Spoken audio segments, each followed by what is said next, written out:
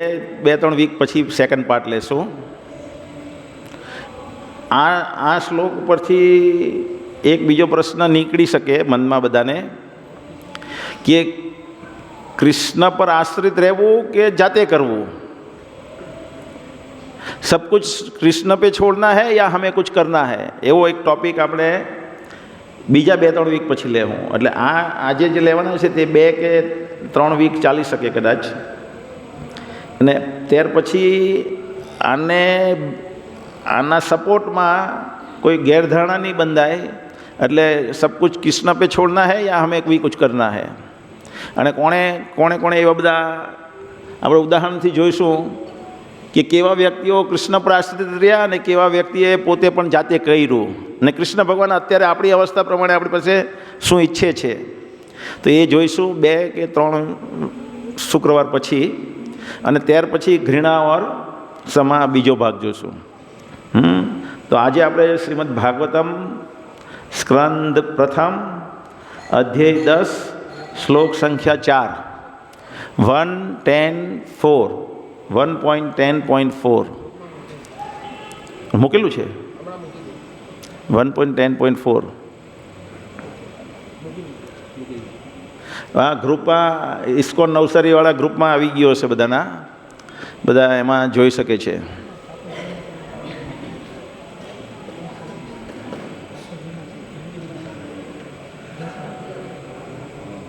આવ્યું નથી આવ્યું એમ કે ભાઈ આવી ગયું ભાઈ.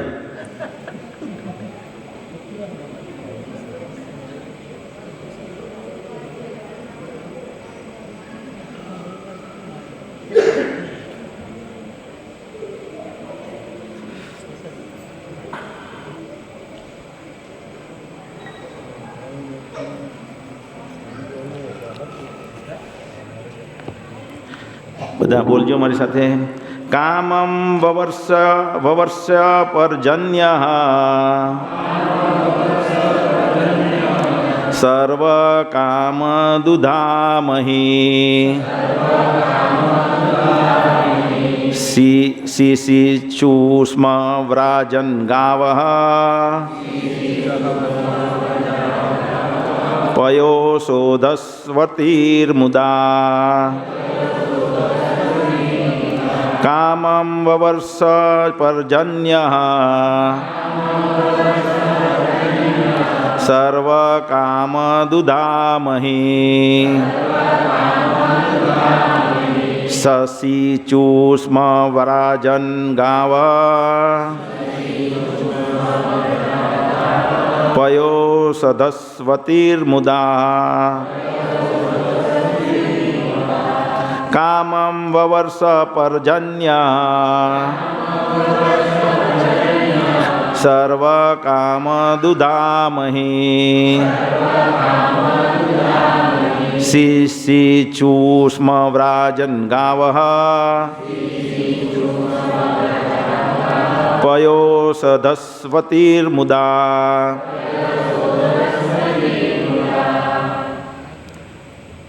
કોઈ એક જણ કામમ વવર્ષ પરજન્ય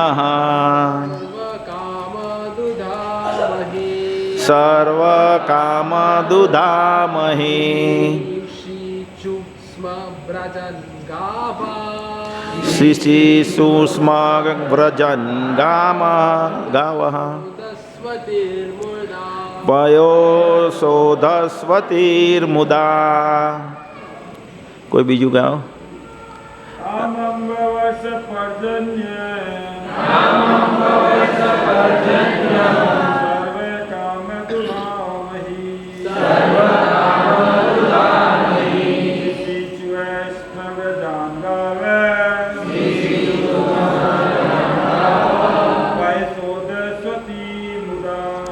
પયોષોધસ્વતીર્મુદા. મિનિંગ છે 3 શ્લોક લેવાના છે આપણે, 3 એટલે કે 4, 5 ને 6 વન આફ્ટર અનધર લેવું, પણ ત્રણેય એક જ લાઈન, એક જ મિનિંગ, એક જ સરખા ભગવાનના ભક્તનો શું મહિમા હોય તે બતાવેલું છે આમાં. महाराज युधिष्ठिर के राज्य में बादल लोगों की आवश्यकता अनुसार पानी बरसाते थे और पृथ्वी मनुष्यों की समस्त आवश्यकताओं को प्रचुर मात्रा में उत्पन्न करती थी। दूधों से भरे थनों वाली तथा प्रसन्न चित्त वाली गायें अपने दूध से चारागाह को सिक्त करती रहती थी। શું કીધું છે આમાં? આપણે મહારાજ યુધિષ્ઠિરના રાજ્યમાં વરસાદ એટલો જ વરસતો હતો જેટલો આવશ્યક હતો. આપણે એક પેલા ભાઈ જિગ્નેશભાઈ એક પ્રેઝન્ટેશન કરવાના છે, તે પહેલાં પતાવી દઈએ. જિગ્નેશભાઈ લઈ લો ને.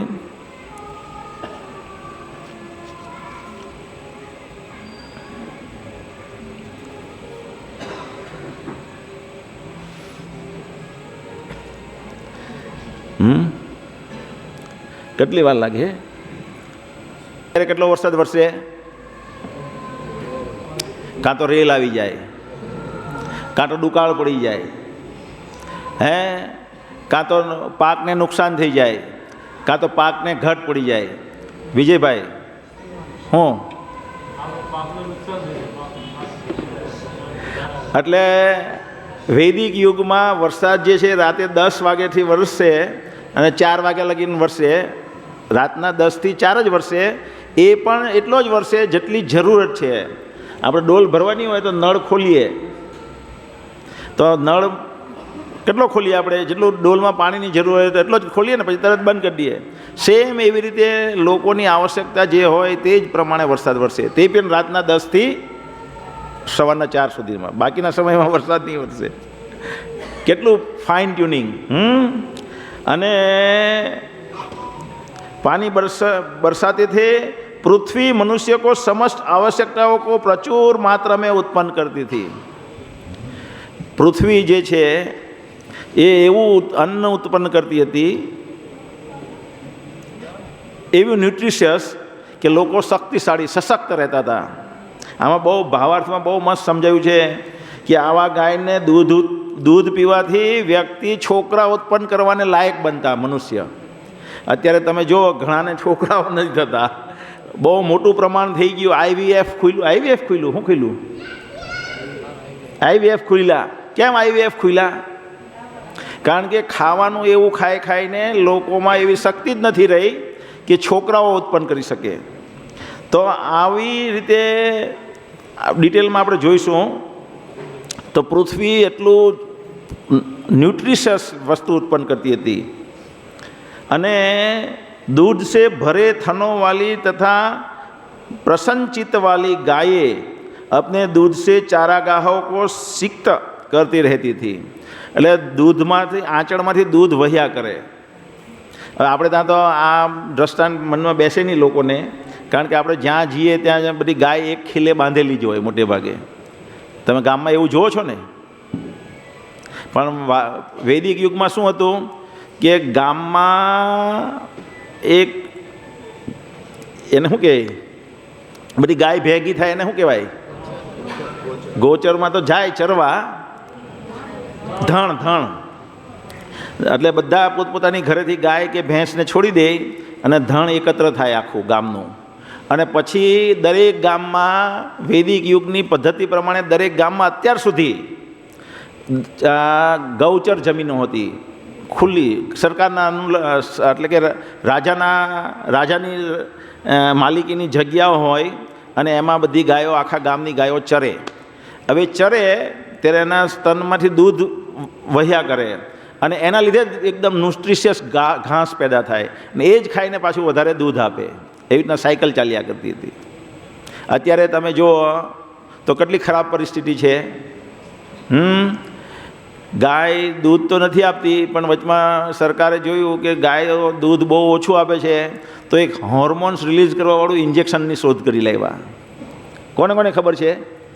આ જ્યારે ઇન્જેક્શનની શોધ થઈ ત્યારે હું 10મામાં હતો અને હું ભક્ત હતો એવું હું નથી માનતો એ વખતે, પણ નેચરલી ભાવ હતો કે મને જ્યારે ખબર પડી તો હું બહુ પહેલેથી દૂધ તો હું બહુ પીવું. અમારા ઘરમાં બધા જ અત્યારે બી અને એવા જ છે કે બધા દૂધ પર આશ્રિત રહે. પણ એ સમયમાં જ્યારે મને ખબર પડી ત્યારથી મેં લગભગ 5 વર્ષ દૂધ નહીં પીધું. 10મા ધોરણથી પછી કોલેજમાં આવ્યો ત્યાં લગી મને દૂધ ભાવતું બંધ થઈ ગયું. એમ પેલું ઇન્જેક્શન મારીને દૂધ છોડાવે ને એવું મેં ગામમાં જોયું દૂધ કાઢતી વખતે. પછી મને ખબર પડી, બધાને પૂછતા ખબર પડી કે આ તો બધા જ મારે, તો દૂધ ભાવતું બંધ થઈ ગયું. પછી સરકારે એ હોર્મોન્સ રિલીઝ કરવાવાળું ઇન્જેક્શનની શોધ કરી. પછી એનાલિસિસ થયું કે બધાને માનસિક પ્રોબ્લેમ થવા માંડ્યા. શેના પ્રોબ્લેમ થવા માંડ્યા? માનસિક. અને પછી એ ઇન્જેક્શન પર પ્રતિબંધ આવી ગયો. પણ હજી પણ આપણે પેલા દિવસે ગામમાં, આ ગામ છે ને પાથરી ગામ, આપણે 3-4 વર્ષ પહેલાં પુસ્તક વિતરણ કરવા ગયા, 4-5 વર્ષ થયા હશે. એ ગામની પાછળનું એક ગામ છે, એમાં પુસ્તક વિતરણ કરતા હતા. તો મેં બહુ બધા, એક નાની અમથી ગૌશાળા હતી અને બહુ બધા પછાડી ઇન્જેક્શન પડેલા જોયા. મેં કીધું આ શું છે? એ ભાઈને પૂછ્યું. તે કે આ પેલા ઇન્જેક્શન છે. મેં કીધું એના પર પ્રતિબંધ છે ને? તે કે પ્રતિબંધ છે પણ અમે બ્લેકમાં લાવીએ.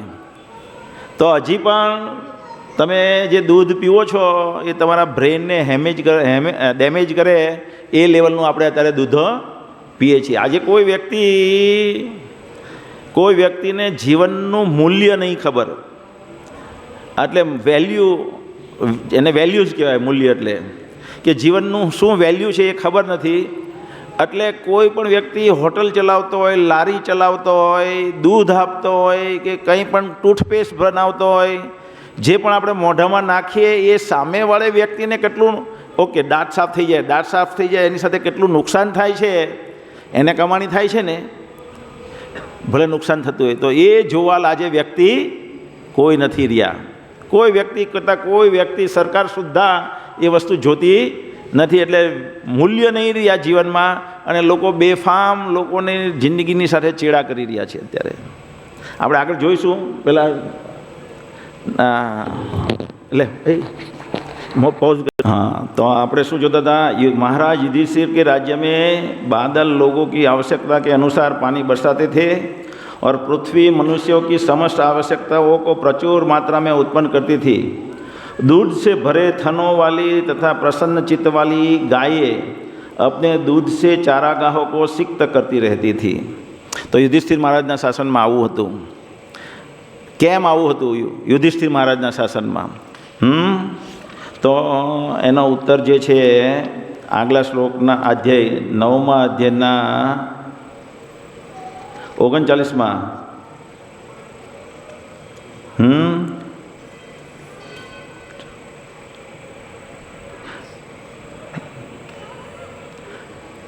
कयो 1:39 सॉरी 9:39 1:39 में छे। पित्रा चानुमतो राजा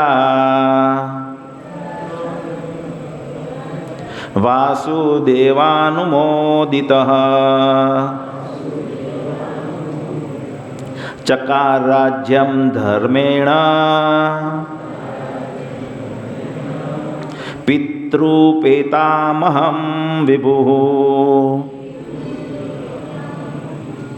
तत्पश्चात परम धर्मात्मा राजा महाराज युधिष्ठिर ने अपने ताऊ द्वारा प्रतिपादित तथा भगवान श्री कृष्ण द्वारा अनुमोदित राज नियमों के अनुसार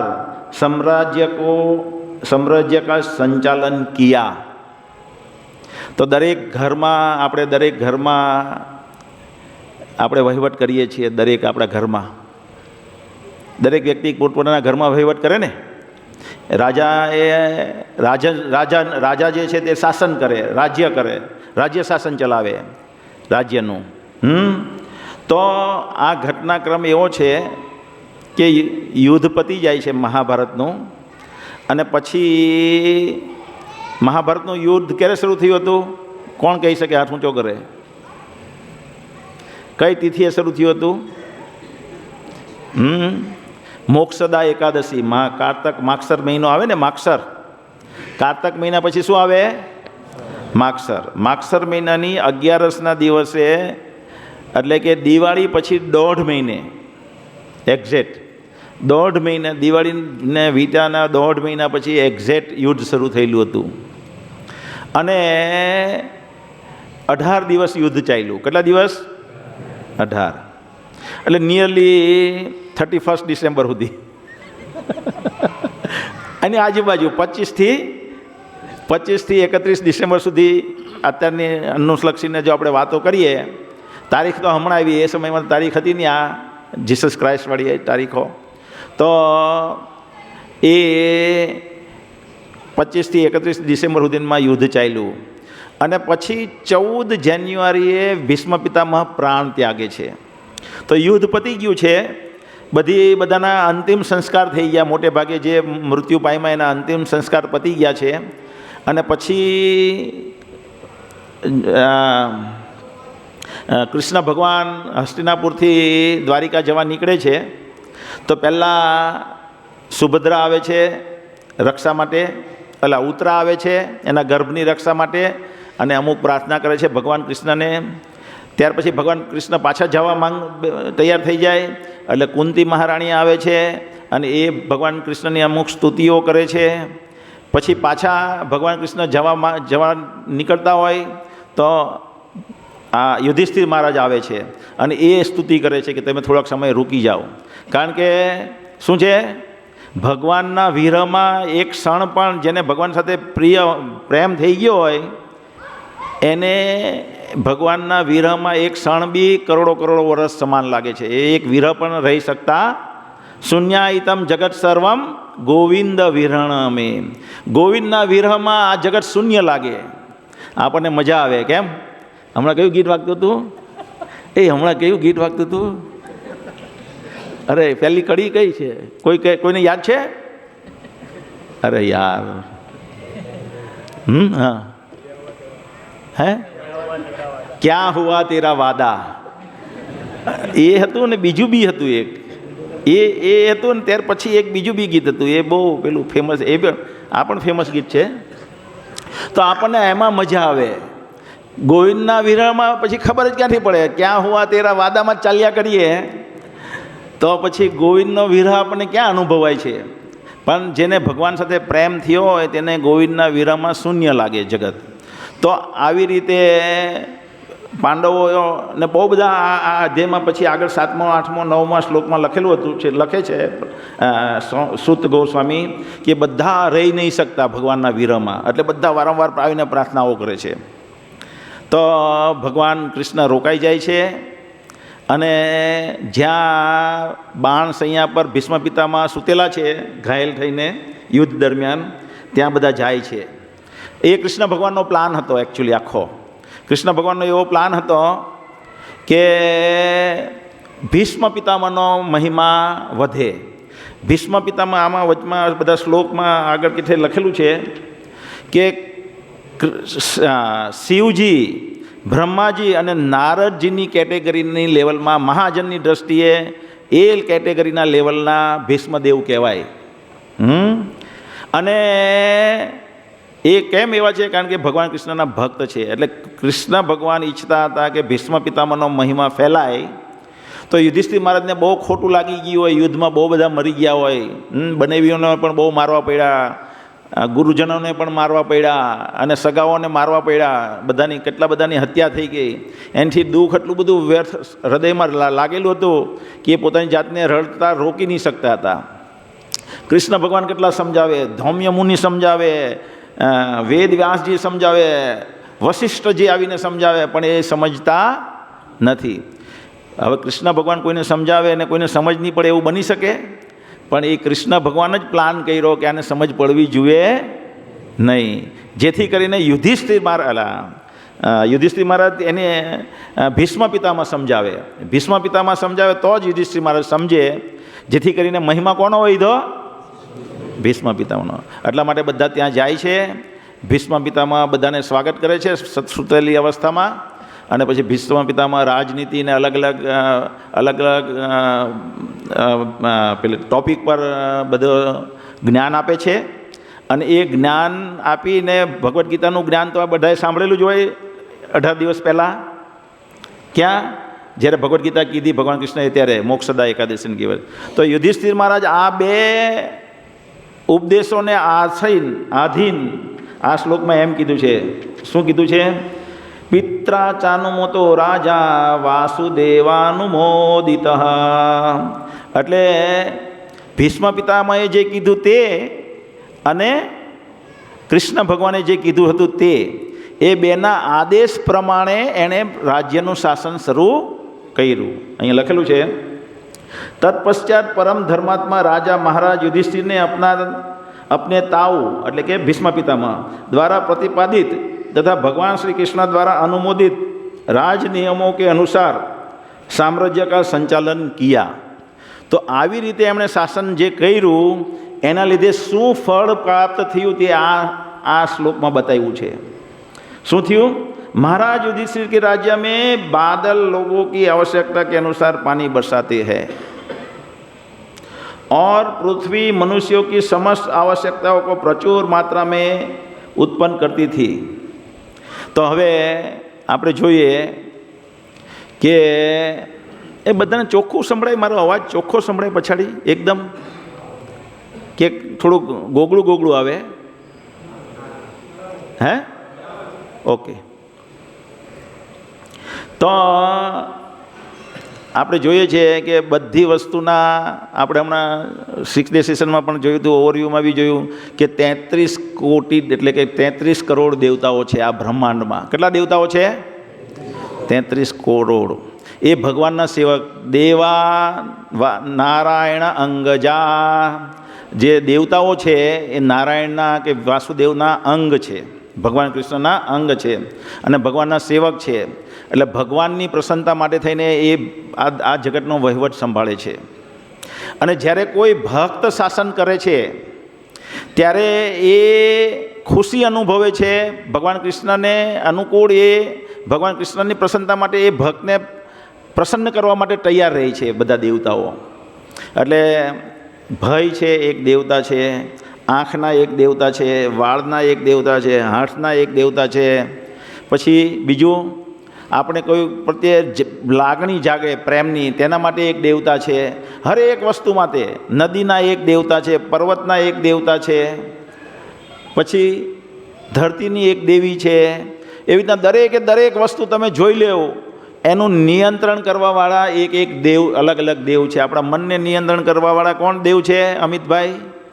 લાડ હે? સોમદેવ. કોણ? સોમદેવ. એવું કહેવત, એટલે શાસ્ત્રોમાં એવી કહેવત છે કે કોઈનું મગજ છટકી જાય, ઘણી વખત કંઈ આઘાત લાગે તો છટકી જાય ને, તો એણે શું કરવાનું ખબર છે? એણે પૂર્ણિમાની ચાંદની, સોમદેવતા કહેવાય ને, ચંદ્રનું નિયંત્રણ કોણ કરે? હે? સોમદેવ. ચંદ્રમાનું સંચાલન કોણ કરે? સોમદેવ. અને સોમદેવ પાછું બીજું સંચાલન શું કરે? આપણા મનનું પણ સંચાલન કરે. તો એ સોમદેવની કૃપા પ્રાપ્ત કરવા માટે શું કરવાનું? એક ખુલ્લા મેદાનમાં ગાયને બાંધવાની પૂનમના દિવસે, અને એ આખી રાત પૂનમની ચાંદીના કિરણો ઝીલે ગાય, અને એનું દૂધ પેલા મગજ છટકી ગયેલું એને પીવડાવવાનું તો એનું મગજ ઠેકાણે આવે. શાસ્ત્રોમાં વાત કહેવામાં આવેલી છે. તો એવી રીતે સોમદેવ આપણા મનને નિયંત્રણ કરે. ખ્યાલ આવે ને? તો એવી રીતે સૂર્યની ગરમી જે છે એ સૂર્યદેવ નિયંત્રણ, એટલે સૂર્યદેવ સૂર્યને નિયંત્રણ કરે, અને ગરમીના અલગ દેવતા છે તે ગરમી વરસાવવાનું કાર્ય કરે. ઠંડીના અલગ દેવતા છે તે ઠંડી વરસાવવાનું કામ કરે. તો એવી રીતે તુફાન, વાવાઝોડું આવે એના એક અલગ દેવતા છે. એવી રીતના દરેક વસ્તુના તમે જે પણ ક્રિયા જોઈ લેવા જગતમાં અને જે પણ ભાવ જોઈ લેવું એ બધા માટે એક દેવતા છે. અને એ બધા દેવતાઓ ભગવાન કૃષ્ણની આદેશ પ્રમાણે કૃષ્ણ ભગવાનને પ્રસન્ન કરવાના ઉદ્દેશથી કાર્ય કરે. તો જ્યારે કોઈ ભક્તનું શાસન હોય ત્યારે શું કરે છે તે આપણે અહીંયા જોયું. શું જોયું? વરસાદ બરાબર વરસી રહ્યો છે, ધરતી ઉપજાવ આપી રહ્યું છે. આપણે તાત્પર્ય પણ જોઈશું, પણ શ્લોક પહેલાં જોઈ લઈએ 3 એવું. નેક્સ્ટ શ્લોક 5મો શું કહે છે? નદ્યઃ સમુદ્રા ગિરયઃ. આ શ્લોક તમારી પાસે મોબાઈલમાં નહીં હશે, મોકલી લો. ઓકે, બધાના મોબાઈલમાં હશે, જોજો. નદ્યઃ સમુદ્રા ગિરયઃ સ વનસ્પતિ વિરુદ્ધ ફલંતયોષધયઃ સર્વા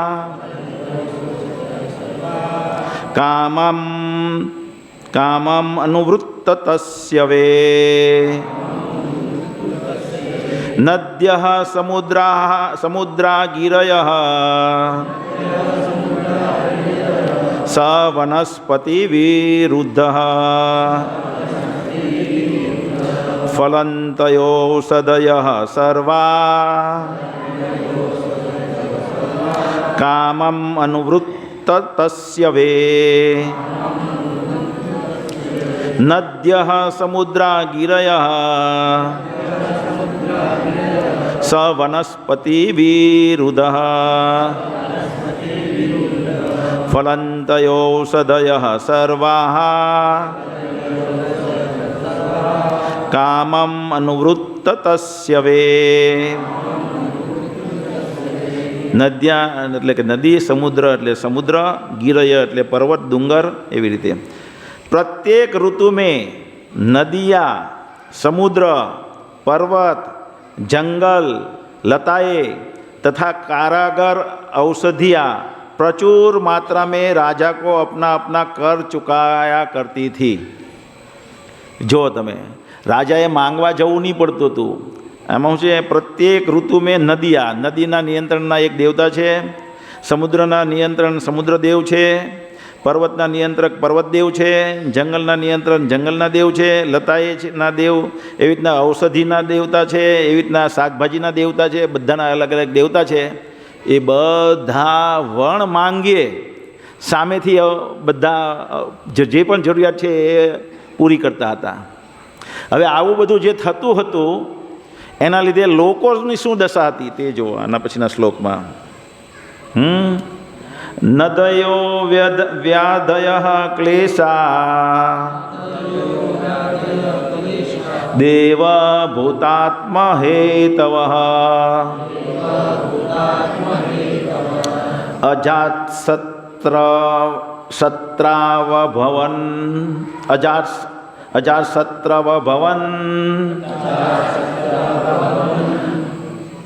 શું છે જંતુનામ રાજ્ઞી કહર્ચિતા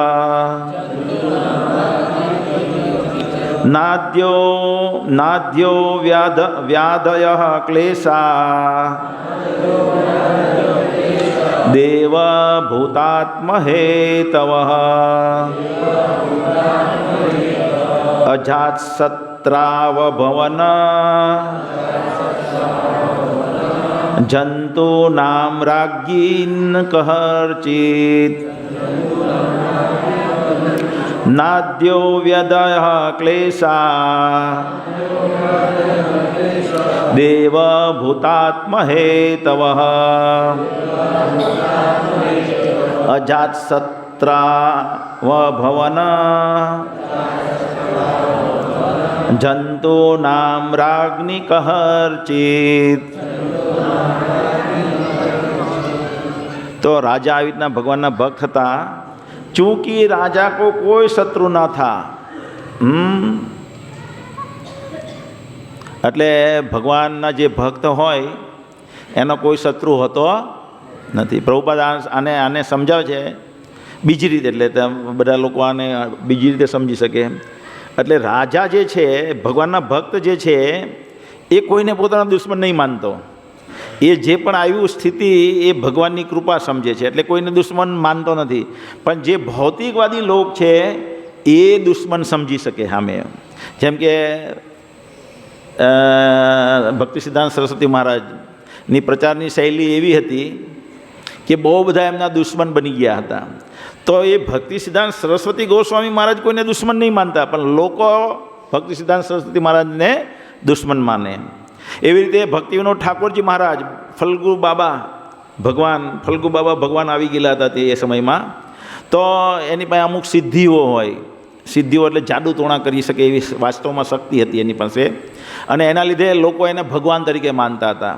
પણ ભક્તિવિનોદ ઠાકોરજી મહારાજ જોઈ છે કે આવી રીતના તો લોકોની મનુષ્ય જીવનનો જે ઉદ્દેશ છે એ નષ્ટ થઈ જવાનો છે, અને અમૂલ્ય માનવ જીવન નષ્ટ થાય છે। તો એ ન થાય એટલા માટે એ પેલા ફલ્ગુ બાબાને ખુલ્લા પાડે છે કે આ કોઈ ભગવાન નથી, આની માં ખાલી સિદ્ધિ છે.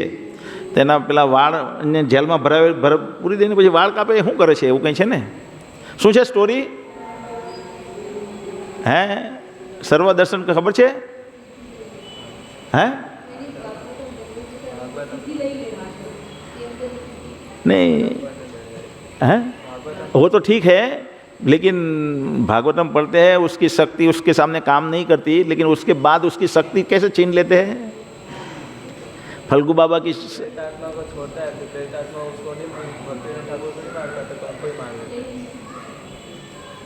चलो ये जे भी હોય તો એ જે ફલ્ગુ બાબા હતા તે ભક્તિ વિનોદ મહારાજને પેલું માને, દુશ્મન, એના દુશ્મન થઈ જાય એમ, અને એની પાસે વેરની ભાવના રાખે.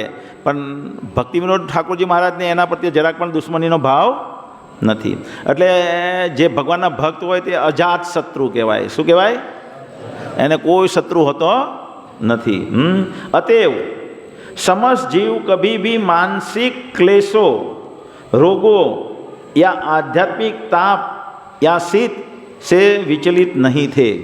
તમે જો નાધ્યો એટલે કભી નહીં, અધ્ય એટલે કે ચિંતાએ, ના અધ્ય એટલે કોઈ ચિંતા નહીં હતી, વ્યાધિ એટલે કોઈ રોગ નહીં હતો, ક્લેશ એટલે કોઈ ટેન્શન નહીં હતું. એટલે એ જમાનામાં જ્યારે પરીક્ષિત રાજાનું શાસન ચાલતું હતું, પરીક્ષિત રાજા ચક્રવર્તી રાજા હતા. ચક્રવર્તી રાજા એટલે આખા ધરતી પર એમનું શાસન ચાલતું હતું. અને બીજા બધા રાજાઓ હોય, પણ એ બધા રાજાઓ, નાના નાના રાજાઓ કોના અધીન રહે? યુધિષ્ઠિર મહારાજના આશ્રિત રહેતા હતા. એટલે યુધિષ્ઠિર મહારાજનું મેઇન શાસન ને એની નીચે બધા સબ શાસન ચલાવે. એટલે જે કોઈ પણ વ્યક્તિ જે યુધિષ્ઠિર મહારાજે નિયમ સ્થાપ્યા હોય એની વિરુદ્ધમાં જઈને કામ કરી શકતું નહીં. અને એ બધાને માન્ય હતા. કેમ? એ બધાને માન્ય કેમ હતા? આમાં બહુ મસ્ત સમજાવેલું છે પ્રભુપાદે, એટલે હવે આપણે તાત્પર્ય જોઈએ. आर्थिक विकास का मूल सिद्धांत भूमि तथा गायों पर केंद्रित है. अन्न, फल, दूध, खनिज, वस्त्र, ईंधन इत्यादि मानव समाज की आवश्यकता ये है. शरीर की भौतिक आवश्यकताओं की पूर्ति के लिए मनुष्य को इन्हीं वस्तु की आवश्यकता पड़ती है. राइट? मानसनी भौतिक जरूरियात माटे आ बधी वस्तुनी जरूर पड़े ने. શું શું જરૂર પડે? મોબાઈલની. આજના યુગમાં શું પડે? આજના યુગમાં મોબાઈલની જરૂરત પડે, પણ એ જમાનામાં કોઈ મોબાઈલની જરૂરત હતી નહીં. આ કૃત્રિમ આવશ્યકતા ઉત્પન્ન કરી આપણે. સમાજ એવો રચના કરી ને સમાજની રચના એવી કરીને કૃત્રિમ આવશ્યકતા થઈ ગઈ. જેમ કે હમણાં મારી સંદીપભાઈ સાથે વાત થતી હતી કે સ્ત્રીએ કોઈ છોકરીઓએ ભણીને નોકરી કરવાની જરૂર નથી હોતી, પણ સમાજની એવી રચના થઈ ગઈ અત્યારે કે છોકરીઓએ ભણવું પડે અને નોકરી કરવી પડે, અને નોકરી કરતી હોય તો જ એના લગ્ન થાય, નકર લગ્ન થાય નહીં. કૃત્રિમ રચના થઈ ગઈ. એના દુષ્પરિણામ શું આવે તે પણ આપણે કદાચ આમાં એક ઉદાહરણ આવે તો જોઈ લઈશું. તો વાસ્તવિક आवश्यकता क्या है जीवन की? अन्न है ना? है अपने पास अन्न? राकेश भाई, अन्न है अपने पास? अभी जो हम खाते हैं वो अन्न नहीं है वास्तव में. अन्न जैसा है लेकिन वो अन्न नहीं है, क्योंकि वो कुछ हमारा शारीरिक बल नहीं बढ़ा रहा है, रोग उत्पन्न करता है वो अन्न. अनाज જે છે તે વાસ્તવિક રીતે તો ઓર્ગેનિકલી પકવેલું હોય તે ખાવું જોઈએ, અને એ પણ 1 વર્ષ જૂનું અનાજ ખાવાનું. કોને કોને ખબર છે 1 વર્ષ જૂનું અનાજ ખાવું જોઈએ એમ? હા. અને શાકભાજી ડાયરેક્ટ તોડીને ખાવા જોઈએ, તોડ્યું ને શાક બનાવીને ખાવાનું. આ ખાવાનો નિયમ છે. અનાજ શું છે? રેડીમેડ લોટ કોણ લાવે તમારામાંથી? હાથ ઊંચો કરે. હે, કોણ છે એ? મેં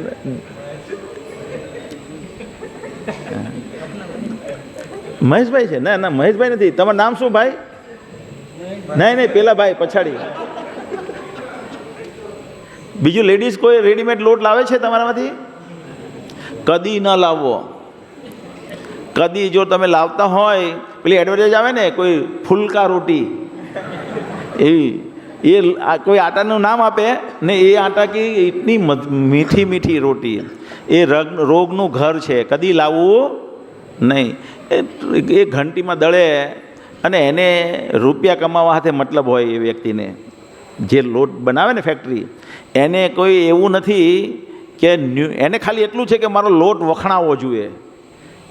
એને એવું નથી કે મારે લોકોને તંદુરસ્તી આપવી છે. એ ભાવનાથી બનાવે છે. એ બનાવે છે એક ભાવના છે કે મારી નામના થવી જોઈએ, જેથી કરીને મારો લોટ વધારે વેચાય. એમાં હાઈ સ્પીડે ફરતો અનાજ, કેટલું પ્રોડક્શન આવ્યું એના આધારે એ બધું ચાલતું હોય. ઘંટી બિલ બચાવવાને એ બધું બધા ન્યુટ્રિશન બાળી નાખે. લોટની અંદર જેટલા બી ઘઉંની અંદર ન્યુટ્રિશન હોય આપણે ખાવાના, એટલી ઘર્ષણથી ગરમી ઉત્પન્ન કરે કે બધા ન્યુટ્રિશન મરી જાય. કદી લોટ વેચાતો લાવવો નહીં. તો આપણે અત્યારે અન્ન ખાઈ રહ્યા નથી, કોઈ મીઠાશ જ નથી. અન્ન, ફળ, દૂધ, ખનીજ. દૂધ કેવું છે તે જોયું ને આપણે? દૂધ પેલા ઇન્જેક્શન મારેલું હોય તેવું આવે, બ્રેઇનના ટિશ્યુને કાણા પાડી નાખે. એની સાઈડ ઇફેક્ટ છે. હમણાં વચમાં ઘણા ભક્તોને પણ પેલું આમ કરી આમ રાતે સૂતા હોય ને સવારે મોડું ત્રાસું થઈ ગયું. કોને કોને જોયું છે આમાં અનુભવ થયો છે? એટલે તમારા કોઈ દોસ્તાને થયું હોય, સગાને થયું હોય, રાતે સૂતા હોય સવારે જાગે ત્યારે મોઢા પર લકવા થઈ ગયેલો હોય. કોને કોને અનુભવ થયો છે અત્યારે આમાં? 1 2 3. જો પેલી બાજુ પંચાનંદ પ્રભુ છે, એને પોતાને થઈ ગયેલું. પેલે ત્યાં બહુશીરા પ્રભુ છે, એને પોતાને થઈ ગયેલું. આપણી એક માતાજી આવ્યા નથી, એને પણ થઈ ગયેલું. તો 3 ભક્તો મારા ધ્યાનમાં છે ને મારો એક કારીગર છે કંપનીમાં, તેને પણ થઈ ગયેલું. તો આવી રીતે બધા ભક્તો, એટલે ઘણા લોકોને રાતે સૂતા હોય એકદમ નોર્મલ હોય, સવાર થાય ત્યાં સુધી મોઢું ત્રાસું થઈ જાય. રાતના ને રાતના સવારે જ્યારે કોકડો કરવા જાય ત્યારે કોકડો નહીં થાય ત્યારે ખબર પડે કે મારું મોઢું પેલું શું કહેવાય, શું થઈ ગયું એને કહેવાય, લકવાગ્રસ્ત થઈ ગયેલું છે. તો આવી રીતના બહુ બધા કેસ વધવા માંડ્યા. તો ગવર્મેન્ટનો ડિપાર્ટમેન્ટ છે, હેલ્થ ડિપાર્ટમેન્ટ આવે ને ગવર્મેન્ટમાં, તમે જિલ્લા પંચાયતમાં જાઓ તો દરેક જિલ્લામાં આવે. અને પછી એક કેન્દ્ર સેન્ટ્રલ રાજ્ય લેવલે હોય. તો એ લોકોએ સંશોધન કર્યું. તો એ આપણે પેલું ઘઉં હોય, તુવેર દાળ હોય, એને પેલું દિવેલ આપીએ ને, દિવેલ આપીએ આખું વર્ષ સાચવવા માટે, જેથી કરીને ફૂગ ન લાગે. તો એ દિવેલની ક્વોલિટી નિમ્ન કક્ષાની હતી. નિમ્ન કક્ષાની ક્વોલિટીથી જે દિવેલ આપવામાં આવતું અનાજને, તેના લીધે આવા રોગ થઈ જતા હતા. તમે વિચારો, કોઈ કલ્પના પણ નહીં કરી હોય કે આવું થાય. કોઈ વિચારે કે મેં પેલી શું નાખે પાવડર, એને કઈ હેનો પાવડર નાખે? બોરિક એસિડ કે પાવડર, બોરિક પાવડર નાખે, એના લીધે આવું થયું હશે. પણ તમે વિચારો દિવેલને લીધે આવું થયું. અને દિવેલ નિમ્ન કક્ષાનું દિવેલ, 2 લેવલ, એટલે ઘણા સસ્તું દિવેલ, આને ત્યાં સસ્તું મળે એમ કરીને લઈ આવે અને એ દિવેલ આપી દે અને પછી પેલું લકવાગ્રસ્ત થઈ જાય. પછી એ કોઈ દિવેલ જે બી કંપની બનાવતી હતી એના પર પ્રતિબંધ મૂક્યો. તો એવી રીતે આ ઇન્જેક્શનમાં થયું. તો આવી રીતના બધું અત્યારે ચાલી રહ્યું છે. ખનીજ, વસ્ત્ર, ઈંધણ, આ બધી વસ્તુની જરૂરિયાત છે વ્યક્તિઓને જીવવા માટે. અને એ બધી વસ્તુ ક્યાંથી प्राप्त થાય? कुदरती રીતે प्राप्त થાય. शरीर की भौतिक आवश्यकता की पूर्ति के लिए मनुष्य को इन्हीं वस्तुओं की आवश्यकता पड़ती है. निश्चित ही मनुष्य को मांस और मछली या लोहे के औजार तथा यंत्र नहीं चाहिए. महाराज युधिष्ठिर के शासनकाल में संपूर्ण संसार में नियमित वर्षा होती थी. वर्षा मनुष्य के नियंत्रण में नहीं होती. स्वर्ग का राजा इंद्रदेव वर्षा का अधिष्ठाता है और वह श्री भगवान का सेवक है. जब राजा तथा राजा के अधीन लोग श्री भगवान की आज्ञा का पालन करते हैं तब आकाश से नियमित वर्षा होती है. आ वर्षा से શું શું प्राप्त થાય તે જો. और यही वर्षा पृथ्वी पर विविध प्रकार की उपजाओं का कारण है. नियमित वर्षा से न केवल प्रचुर धान्य तथा फल उत्पन्न होता है, अपितु जब नक्षत्रों के साथ वर्षा का संयोग बैठता है तो बहुमूल्य रत्न तथा मोती बहुतया से उत्पन्न होता है. तो हीरा मोती जवेरात जे छे એ અમુક નક્ષત્રમાં જ્યારે વરસાદનું પાણી દરિયામાં વરસે ત્યારે એ બૂંદ હીરા મોતી જવેરાતમાં ફેરવાઈ જાય. કોને કોને ખબર છે? અમુક લોકોને ખબર છે. તો શાસ્ત્રોમાં આ વસ્તુ છે. ગોલ્ડ કેવી રીતના, સોનું કેવી રીતના બને? સોનું એક બીજી બી પ્રક્રિયા છે, પણ સિદ્ધ યોગીઓ બનાવીએ કે સિદ્ધ યોગી બનાવતા. ખબર છે તમને? ખબર છે? સિદ્ધ યોગીઓ સોનું બનાવીએ કે પ્રભુપાદ કેટલી વખત કહે છે? કોઈ વાંચ્યું છે? कैसे? हैं? तो प्रभुपाद कई बार बताते हैं कि जो मर्क्यूरी होती है ना, मर्क्यूरी પેલો થર્મોમીટરમાં આવે ને, પારો કે ગુજરાતીમાં, એ મર્ક્યુરી એક પ્રકારનું ઝેર છે વાસ્તવમાં તો. પણ સિદ્ધ યોગીઓ જે હોય ને તે એને પી શકે, અને બીજા દિવસે એ પીધેલા પારાથી એ કોપર ઉપર એટલે તાંબા ઉપર મૂત્ર કરે એટલે એ સોનામાં પરિવર્તિત થઈ જાય. એવી વિધિ છે. પણ અત્યારે તો પ્રભુપાદ અભી ક્यों नहीं बनाते? एक प्रश्न मॉर्निंग वॉक में पूछी पाड़े पेलो. तो प्रभुपाद के एक आदमी लेके आओ जो मर्क्यूरी पी सके वो.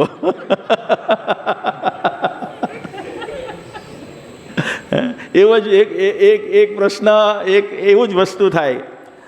પ્રભુપાદ કે એ એટલી આ ટીટોળી જેવા બધા તમે બલ્બની શોધ કરી, પણ તમે એક સૂર્ય કેમ નથી બનાવી દીધા? કે કોઈ બલ્બની જરૂર જ નહીં પડે. જેવી રીતના આ કયા રાજા, ઉત્તનપાદના પુત્રમાં, ઉત્તનપાદના ભાઈનું નામ શું છે? પ્રિયવ્રત રાજા. પ્રિયવ્રત રાજા આખો બીજો સૂર્ય બનાવી નાખ્યો, બરાબર ને? તો તમે પણ એવો એક સૂર્ય કેમ નથી બનાવતા? તો प्रभुपाद ने पेलो मॉर्निंग वॉक में બધા જતા હોય તો પેલો કહે કે प्रभुपाद अगर हमने बना दिया ना सूर्य तो यहाँ कोई रह नहीं पाएगा, तो क्या करे? તો પ્રભુપાદ કે યુ રાસ્કલ, તમે બનાવ્યો, હવે તમે શોધો કેવી રીતના શું કરવાનું. એટલે આવી રીતના મિયાભાઈ ગીરે તો ગીરે, ટંગડી ઊંચી બધા લોકોની.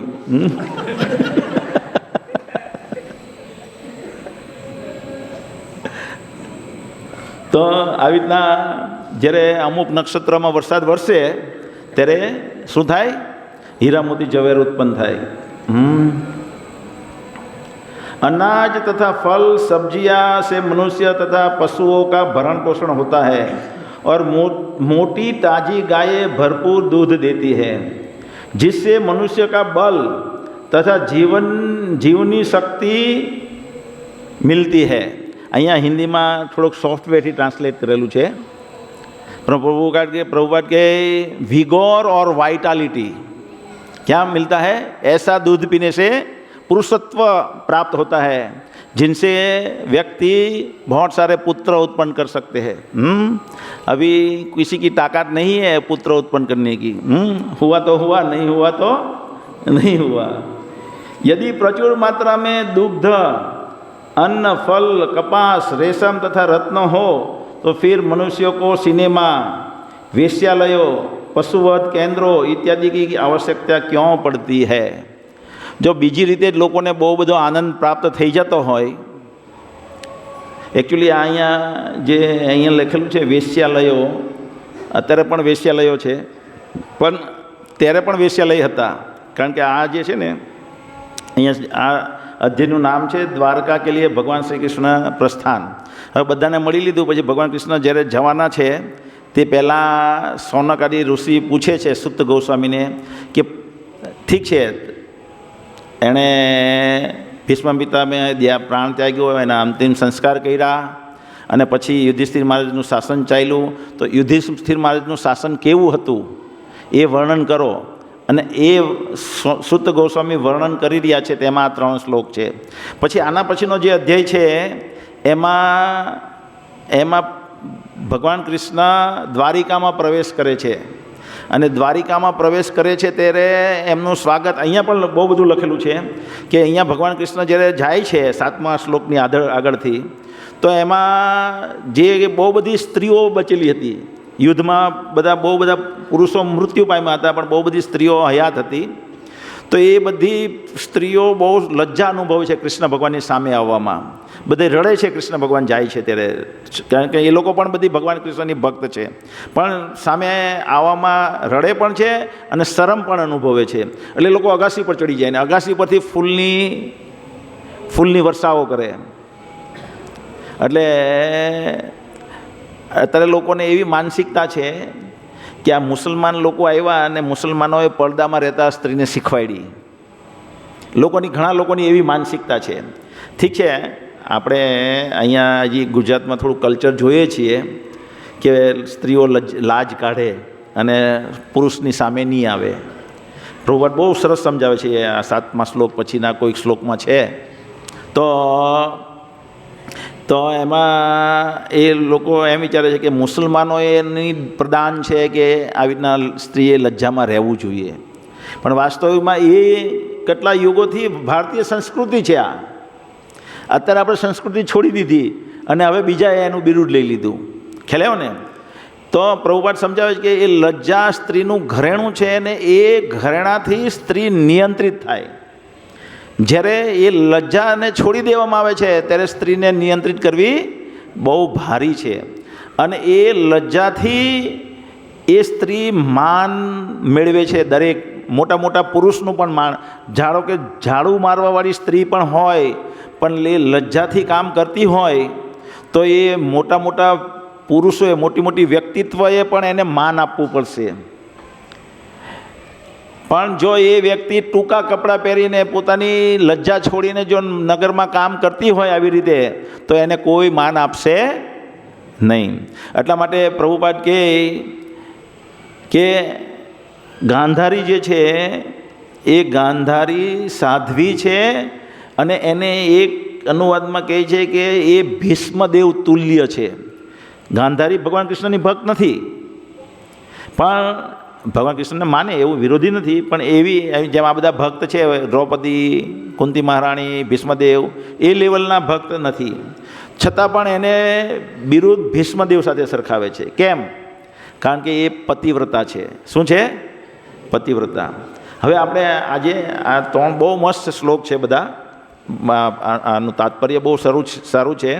તો આપણે તાત્પર્ય આવતા શુક્રવારે પાછું લઈશું, બધું ડિટેલમાં, ધીમે ધીમે બધું આપણે બધાને લાગુ પડે. તો દરેક વ્યક્તિ પોતાના ઘરમાં વ્યક્તિ રાજા છે, રાજા. તો એણે શાસન, ઘરમાં વહીવટ કેવી રીતના કરવો જોઈએ, ઘરનું સંચાલન કેવી રીતના કરવું જોઈએ? હરેશભાઈ, અરે ભગવાનના ભક્ત બનીને ભગવાનના કાયદા પ્રમાણે શું કરવું જોઈએ? હે?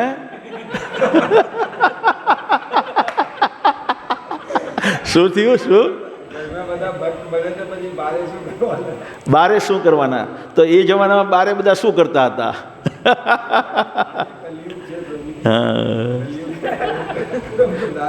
એટલે આપણે આવું બધું, એટલે આપણે આવતા રવિવારે ડિટેલમાં જોઈશું કે આપણી આવી માનસિકતા છે અને શું કળિયુગમાં થઈ શકે, આવી રીતના ભક્તિથી શાસન થઈ શકે, અને ભક્તિથી શાસન કરીએ તો શું થાય, આપણે આવતા શુક્રવારે જોઈશું. હરે કૃષ્ણ. ગ્રંથરાજ શ્રીમદ ભાગવતમ કી જય. નિતાય ગૌર પ્રેમાનંદે.